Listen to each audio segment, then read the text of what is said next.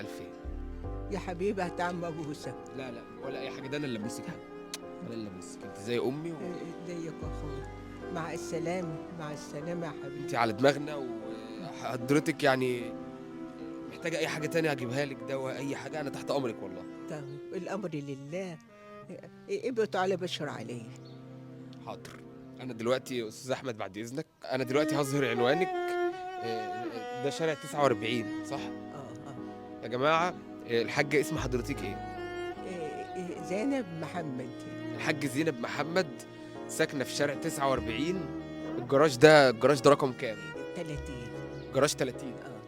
آه، والنمره كام من الشارع 49؟